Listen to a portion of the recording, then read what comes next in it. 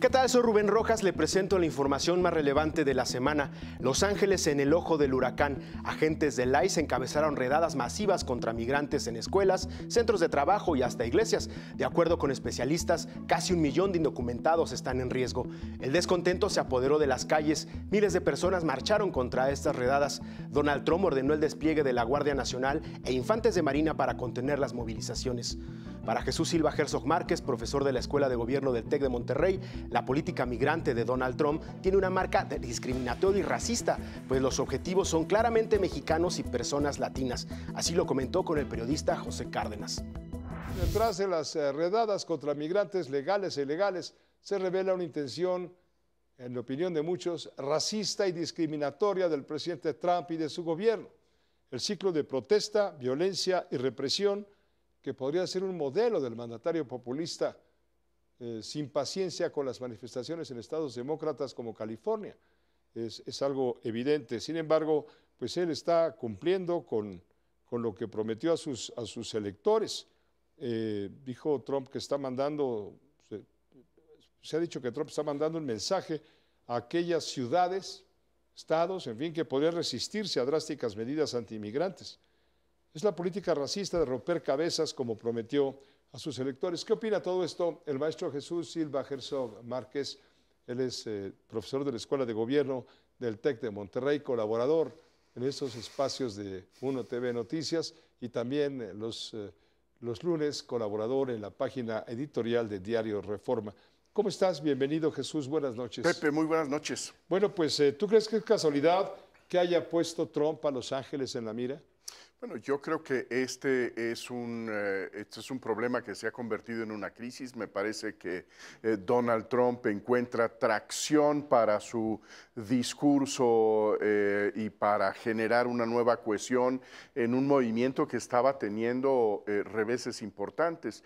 Y yo creo que si hay algo que le da unidad al trumpismo es justamente esta causa anti-inmigrante. Pero es racista esa causa. Bueno, yo creo que discriminatoria. Desde luego que lo es, porque no solamente estamos viendo estas redadas que están buscando la expulsión, la deportación de aquellos que no tienen causa para permanecer en los Estados Unidos, sino también que hay una identificación física, racial, a quienes pues son sospechosos por el hecho de tener una fisonomía que es eso, sospechosa.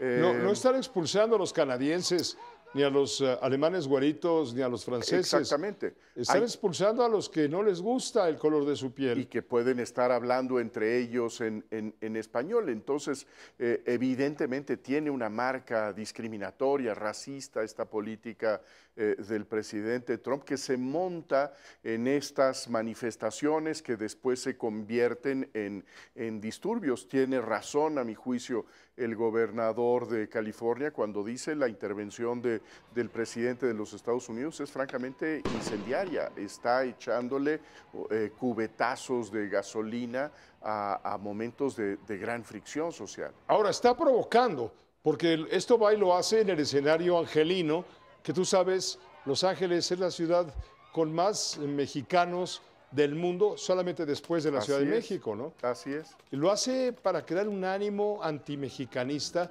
esto de estar exhibiendo a los mexicanos con las banderas. Hay quien dice que esto fue truqueado, ¿quién sabe? Pues no sabemos, pero sirve muy bien al discurso de Trump. Lo replica en el mensaje que acabas de comentar el embajador de los Estados Unidos, en donde pues está reforzada esta retórica de que estas personas son en el fondo invasores. Y que las leyes que deben aplicarse son las leyes en contra de insurrecciones que ponen en peligro el orden de la República Federal. Esto a mí me parece muy delicado, el hecho de que se asocien estas protestas, que en la mayoría son protestas de ciudadanos norteamericanos, de personas que han nacido en los Estados Unidos, que tienen plenos derechos y que están protestando contra estos abusos que tienen, como dices, esta marca discriminatoria. Finalmente, Jesús Silva Herzog, lo que ha dicho Rubén Moreira, el líder de la bancada del PRI en la Cámara de Diputados, minoría sin duda, contra el secretario de Relaciones Exteriores y contra la presidenta, ¿se justifica por esa tibieza que han tenido ambos en una respuesta que debía ser mucho más enérgica? A mí me parece que hemos visto una política en relación con los Estados Unidos que está marcada solamente por la línea telefónica entre la presidenta de México y el presidente Donald Trump. No veo yo una estrategia compleja que se haga cargo de los diversos aliados que deberían trabajarse en la relación bilateral y pues no vemos todavía un equipo propiamente de la presidenta Claudia Sheinbaum interviniendo para tratar de cuidar esta relación tan importante para nuestro país. Pero debería haber más energía, llamar al embajador de México, decirle, plantea esto ante el Departamento de Estado, llamar al embajador de Estados Unidos, pedirle cuentas, en fin. No sé si esa es la estrategia diplomática más adecuada. Creo que Claudia Sheinbaum ha tenido un extraordinario cuidado para no morder los anzuelos que constantemente lanza el presidente de los Estados Unidos. Esta estrategia de la cabeza fría me parece que tiene sentido, pero hay momentos, creo yo, que debe ponerse un límite a esto, que es, pues desde luego, un abuso a los derechos, la violación del debido proceso, y en ese sentido, pues sí me parece que debería haber una postura más firme del gobierno de nuestro país. Ante las manifestaciones contra violentas redadas en Los Ángeles, la presidenta de México, Claudia Sheinbaum, exhortó a los connacionales a marchar de forma pacífica y sin caer en provocaciones. Pese a esto, Kristi Noem, secretaria de Seguridad de los Estados Unidos, acusó a la mandataria de incitar las movilizaciones. La doctora María Amparo Casar afirmó que la administración de Trump seguirá haciendo este tipo de declaraciones cuantas veces le convenga a su política interior y como pretexto para irse contra la comunidad migrante. Allá en Estados Unidos, bueno, y en varias partes del mundo, existe una empresa de análisis, de investigación de mercado y análisis también de opiniones, una empresa que se llama YouGov, y esa empresa hizo un sondeo para analizar ante la opinión pública estadounidense la situación prevaleciente en la zona de Los Ángeles y las protestas. Mire el resultado. 47% de adultos en Estados Unidos desaprueba el despliegue de infantes de Marina. 34% lo aprueba. Para el despliegue de la Guardia Nacional, 45% está a favor y está en contra, 38% a favor. En cuanto a las protestas, 36% las apoya, 45% las rechaza, como es lógico.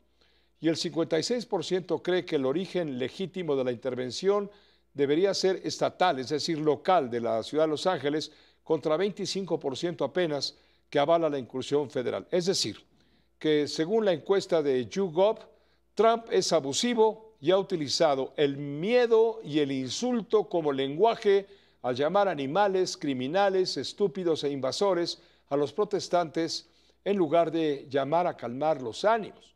Con uno, creo que es un gran tema para la doctora María Amparo Casar, siempre a todas horas en su juicio. María Amparo, bienvenida, ¿cómo te va? Buenas noches. Muy buenas noches, Pepe. Un gran tema el que estás tratando. Lo primero que quiero decir es que es muy fácil para la oposición, en este caso concreto, para el PAN, decir que ha tenido la presidenta Sheinbaum una política fallida. En primer lugar, es un problema de un tamaño que creo que rebasaría a cualquier presidente de cualquier partido. Y es muy fácil ponerse desde la oposición a decir lo has tratado mal, ¿no? Creo que están siendo poco generosos, no están midiendo pues, la realidad de este tamaño de problema que tiene Claudia Sheinbaum y que ni siquiera lo heredó nada más de López Obrador, viene de muy atrás.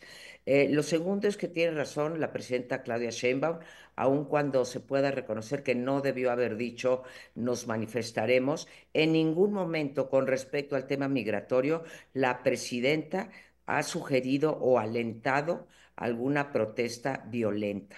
Es una más de las fake news del señor Trump. En tercero, Pepe, te quiero decir que Lo que sí he hecho en falta, haciéndome cargo que no estoy frente a un problema fácil, creo que California nos ha dado un ejemplo de hasta dónde están dispuestos a llegar las organizaciones de la sociedad civil, las universidades, los sindicatos, las organizaciones comunitarias y los empresarios que emplean a muchos mexicanos para defender a los mexicanos legales e ilegales que están allá. En ese sentido, creo que deberíamos de hacer un mayor esfuerzo por, no públicamente, pero sí como se hace esa política cabildeando allá con California, porque la verdad, con el gobernador Newsom, pues sí me quitó el sombrero, ¿no?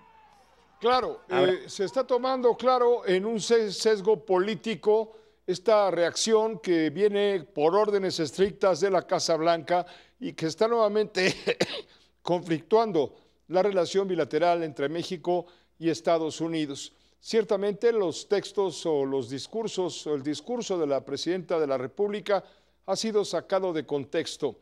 Ella no está llamando a la rebelión ni cosas por el estilo. Ella no está provocando las manifestaciones, sino al contrario, está pidiendo que los nuestros de allá bueno, se comporten de acuerdo con las leyes locales, que hagan trabajo de presentación de las cosas como están sucediendo, pero de ahí a que vayan a tomar las calles, a lanzar piedras, etcétera, son cosas sumamente distintas. Sin embargo, Kristi Noem ha tomado esta bandera para aventar contra México todo esto que ha dicho desde el Salón Oval de la Casa Blanca, teniendo como testigo nada menos que al presidente Donald Trump. y lo va a seguir haciendo cuantas veces le convenga a su política interior y cuantas veces le convenga como pretexto para irse contra la comunidad de los migrantes. Pepe, no sé si tengo 30 segundos para leerte una cita de Ronald Reagan, si no, mañana estará en las redes, para decir que hay de republicanos a republicanos. Sin duda hay de republicanos a republicanos, pero en este momento la situación es tremendamente tensa y vuelvo a Sí. insistir, en lugar de llamar a la conciliación y a la pacificación de las cosas, el presidente Trump está utilizando la política y por supuesto un espíritu racista para manifestar su aversión en contra de un gobierno, el gobierno demócrata que encabeza Newsom, Gary Newsom, el gobernador de California. Este es también un conflicto de carácter político. Trump es muy hábil para juntar todos los elementos en la misma cazuela y formar la tormenta perfecta. Y ojalá y lo aprovechemos.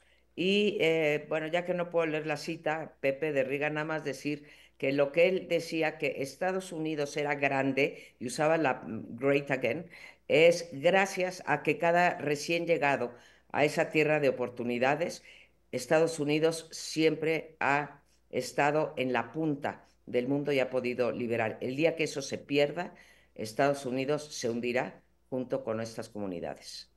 Es un asunto de carácter discriminatorio y racista, no me cabe la menor duda en el fondo de todo esto. Gracias, María Amparo. Al contrario, Pepe, muchas gracias a ti, un placer. Nueva controversia para México. La agencia Reuters publicó una nota donde afirma que el gobierno de Estados Unidos habría presionado a nuestro país para investigar y procesar a políticos con presuntos vínculos con el crimen organizado. La información fue desmentida por la Secretaría de Relaciones Exteriores. Alejandra Cullen, analista política, dijo que la agencia de noticias tendrá que explicar de dónde sacó esa información porque es una aseveración muy delicada. Bueno, lo que Estados Unidos ha hecho es quitar visas a quienes considera que están implicados con el narcotráfico. Y esta nota de Reuters no sé si deja mucho que desear o mucho que pensar o tiene un fondo que no conocemos. Pues yo creo que Reuters tendrá que explicar de dónde sacó esa información, porque es una aseveración, pues por ahí lo puedes ver entre algunos analistas o gente del mundo de la opinión que puede tener una noticia falsa, pero si Reuters no tiene una noticia certera, sacarla al aire me parece muy aventurado para una agencia del prestigio de Reuters. Yo creo que en algunos días veremos qué pasó ahí. Por lo pronto te diría que lo que más me llama la atención es esta forma tan extraña de contestar de la Embajada de Estados Unidos. Reactiva. Con emojis, y con emojis. Es decir, la alta diplomacia entre el gobierno mexicano y en última instancia la embajada de Estados Unidos, lo que te demuestra es casi una falta de respeto, me parece, de parte de la embajada, pues poniéndose a aplaudir, o se está burlando de la forma como el gobierno mexicano está anunciando esto o está aclarando este tema. Lo que hemos visto, como bien dices, es a los políticos que quiere castigar Estados Unidos simplemente directamente les cancela su visa y se los hace saber. No están haciendo avisos, no están dando advertencias, y justamente de ahí parte de las sorpresas, ¿no?, de gobernadores como la gobernadora de Baja California, que quedó completamente sorprendida cuando se le retiró su visa.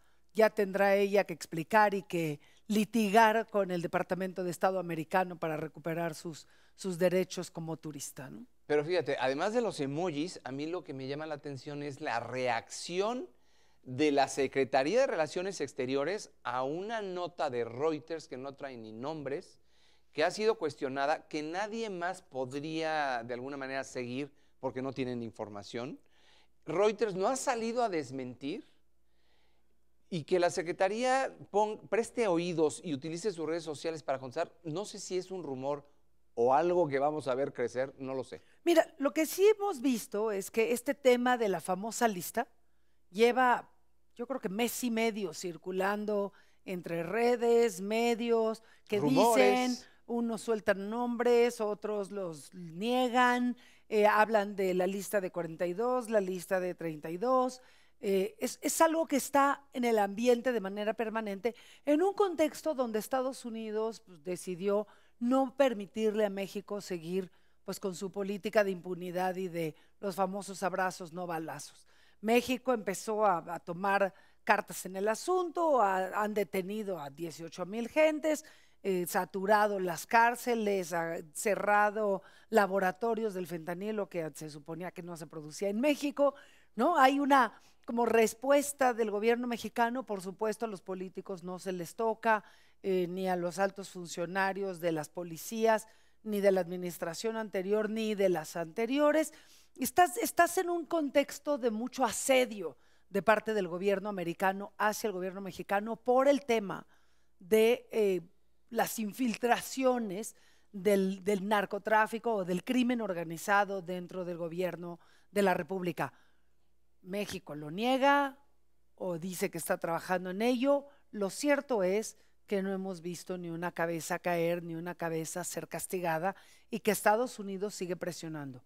No debemos olvidar que en el primer decreto que Donald Trump emitió, hablaba de la infiltración directa del crimen organizado en el gobierno de México. Y esa misma política simplemente viene cercando de manera sistemática a México desde distintos ámbitos, ¿no? Y pienso en el gobierno de México, que no es como muy cooperativo en cuanto a deportar o a enviar personas que tienen acusaciones en Estados Unidos. En el caso del Mayo, México ni sabía que iba para allá. En el caso, por ejemplo... Los Chapitos tampoco. Los Chapitos es otro ejemplo. Pienso, por ejemplo, en Cárdenas Palomino, que tiene pues acusaciones, implicaciones con Estados Unidos, y pues está aquí en la cárcel, a pesar de que, según yo tengo entendido, han solicitado que lo envíen para que los purgue allá, pues ahora sí que los cargos que tiene con Estados Unidos. Es bien interesante lo que dices, porque si recuerdas, hace un mes y medio más o menos, justo cuando empezó,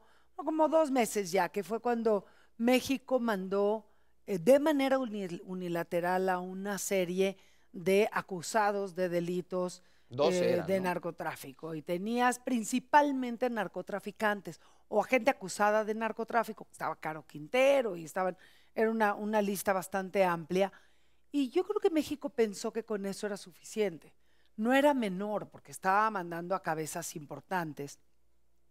Los ciudadanos no sabemos a quién le pidieron, ni si realmente le pidieron que extraditara a esas cabezas, y de hecho fue una decisión muy criticada porque no hubo debido proceso. Al final la extradición tiene un proceso, Estados Unidos te lo tiene que pedir, hay un juicio que se sigue, hay una serie. Sí, no es entregar. No es nada más de aquí lo quieres, te lo mando.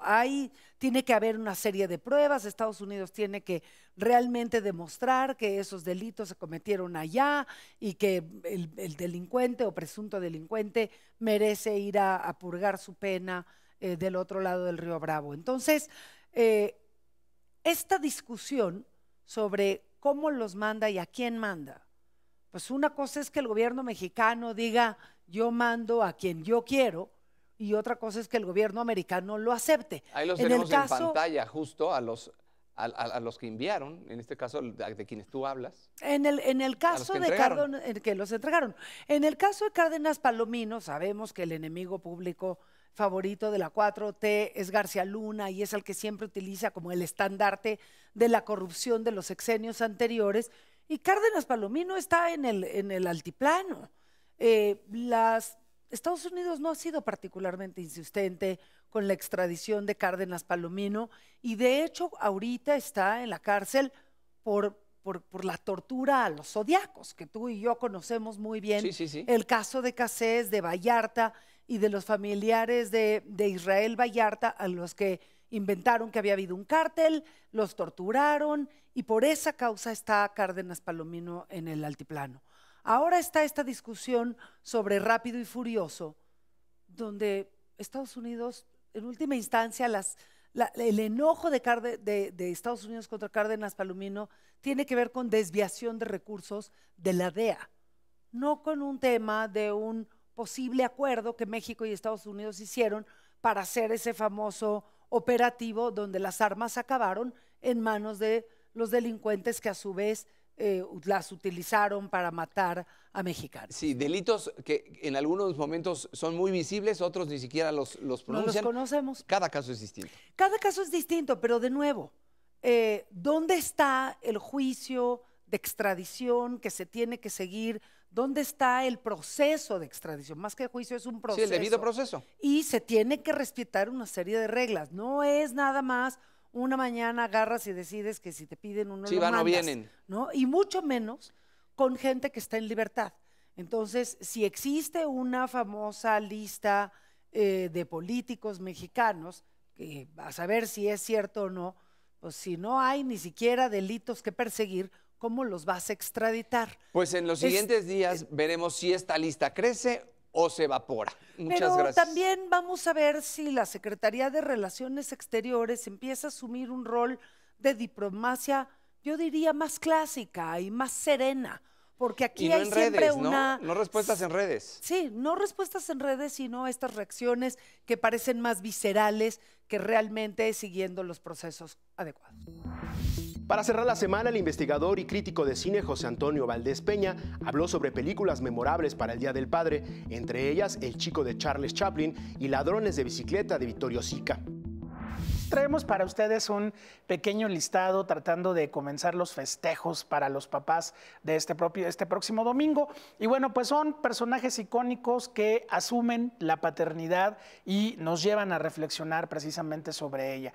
Arrancamos con Charlie Chaplin. Pues sí, Chaplin creó una de las figuras más importantes de la historia del cine con ese vagabundo que pasó de pícaro callejero a luchador social, pero en 1921 Chaplin filma su primer largometraje precisamente con el tema de la paternidad. El chico pues nos lleva a conocer cómo el vagabundo pues recoge a un huerfanito en la calle, ese huerfanito maravilloso que estamos viendo ahí en pantalla, interpretado por Jackie Coogan, y bueno, pues se vuelven socios, se vuelven padre e hijo, establecen una relación amorosa maravillosa y bueno, cuando alguien los intente separar, mucho cuidado porque el vagabundo hará todo lo posible porque él y su niño estén siempre juntos. Una película quizás la más personal de Charlie Chaplin y sin duda marcada por esos recuerdos de miseria y de pobreza que vivió en su infancia.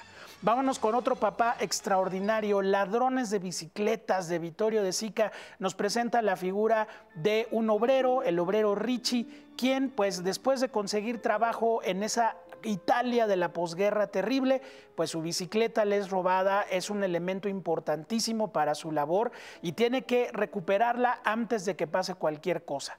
En la travesía por las calles de Roma buscando su bicicleta robada, lo acompaña su hijito, este chavito, quien trabajaba en una gasolinera y se convirtió en el hijo de Lamberto Majorani. Los dos no eran actores profesionales. Vittorio De Sica, en medio del neorrealismo italiano, los convierte en un padre y un hijo verdaderamente hermosos que se unen para luchar contra la adversidad y contra un destino siempre en contra. Lamberto Majorani, extraordinario, y bueno, pues este niño, Enzo Staiola, apenas murió, Pepe, la semana pasada a los 86 años de edad, y bueno, pues una pareja de padre e hijo memorables en la historia del cine. Vámonos ahora con alguien que curiosamente no lo recordamos mucho por la imagen de padre, pero en esta película lo logra hacer hermosamente. Estamos todos bien, de Giuseppe Tornatore, nos habla de la historia de un viejo padre quien pues decide abandonar su hogar y recorrer las casas de sus hijos que están regados por toda Italia. Cuando él pues está esperando encontrar buenas noticias, pues descubre que sus hijos le han ocultado verdades muy severas y pues bueno, todos estamos bien, tiene esa interpretación maravillosa de un crepuscular Marcello Mastroianni que da vida a este patriarca que pues va encontrando pues la verdadera naturaleza de la vida de sus hijos. Una película hermosa que, por cierto, años después hubo un remake, hubo una segunda versión con Robert De Niro, también un gran actor desde luego, pero desde luego Marcello Mastroianni en este personaje está sublime. Vámonos con un papá, pues no, un papá bastante relajiento, el papá de Papás por Siempre, interpretado por Robin Williams, en esta muy exitosa película de Chris Columbus, donde pues un actor de doblaje que no recibe el dinero suficiente y es bastante irresponsable, pues de pronto su esposa le pide el divorcio, se queda con sus hijos y mientras pelean la custodia, pues para poder estar cerca de ellos y apoyado por amigos que son especialistas en maquillaje, pues este papá se acaba convirtiendo en una matrona alemana que es una ama de llaves y es la nana de los niños, la famosa señora Doubtfire. Y bueno, pues la película da pie a toda una serie de comedia de equivocaciones donde la identidad de este personaje pues tiene que alternar entre esta nana alemana y un hombre que pues está luchando sobre todo por mantener unida a su familia. Es una familia rota y bueno, pues él tendrá que luchar con todo ello. Estupendo, extraordinario Robin Williams como siempre. Y terminamos nuestra lista pues con una película muy tierna, muy emotiva, que se llama El Gran Pez, de Tim Burton. Pues la historia de un hijo que ha tenido que cargar más bien con un padre que no puede dejar la imaginación y la fantasía para poder soportar la realidad. El personaje de Billy Crudup se enfrenta a la figura paterna encarnada en su parte adulta o en la parte madura por Albert Finney y en la parte de la juventud, estos recuerdos de juventud marcados por la fantasía y el goce de la felicidad por Ewan McGregor. Finalmente, pues padres e hijos en estas películas, mi querido Pepe, pues se enfrentan, confrontan verdades y finalmente creo que tenemos un mosaico muy interesante de papás que pues no son perfectos, pero hacen lo mejor que se puede y sobre todo con todo el amor hacia sus hijos. Así que, pues papás, muchas felicidades por este próximo domingo y pues estas películas las pueden encontrar en video, en plataformas de libre acceso en YouTube, están regadas por todos lados y son pues una pequeña prueba de que también los papás tienen una bonita representación en la pantalla grande. Recuerde seguirnos a través de nuestra multiplataforma. Soy Rubén Rojas. Hasta pronto.